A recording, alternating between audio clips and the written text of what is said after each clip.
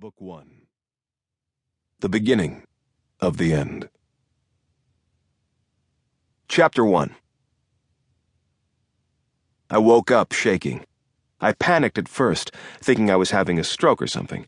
Then I opened my eyes, relieved, as I remembered it wasn't me that was shaking. It was my apartment. Outside the wall of dusty industrial-style windows beside my bed came what sounded like a regiment of giants rhythmically striking concrete with their rifle butts in a parade drill. But it wasn't the Jolly Green Marines. I knew it was the elevated #1 Broadway local, rattling to shake the dead back to life next to my new 5th-floor Harlem loft apartment. Hadn't gotten used to that train yet.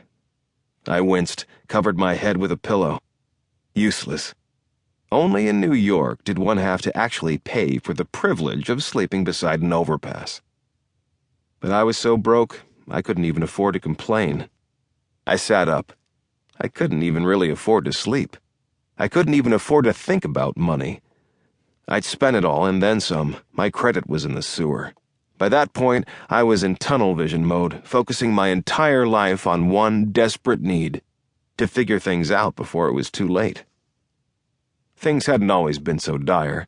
Only 2 years before, not only had I lived in a non-vibrating apartment, I was actually on the PhD fast track at Columbia University.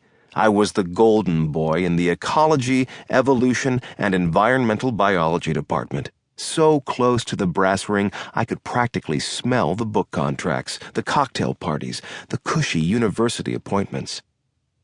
But then I came into contact with the event, what others called the mistake, that changed my life.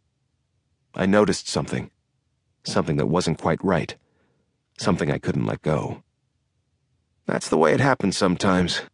Life is flowing along like a fairy tale, and then you see something that you just can't categorize, something that starts filling your every thought, your every dream, your every waking moment. At least that's the way it happened with me. One minute I was about to realize my goal of academic greatness, and the next I was wrestling with something I couldn't stop thinking about, something I couldn't shake, even as my world crashed around my ears. I know how nuts it sounds. Intellectual promise plus obsession plus throwing away conventional success usually ends pretty badly. It certainly did for Ted Kaczynski, the Unabomber, and Chris McCandless, the Into the Wild guy who died on that bus.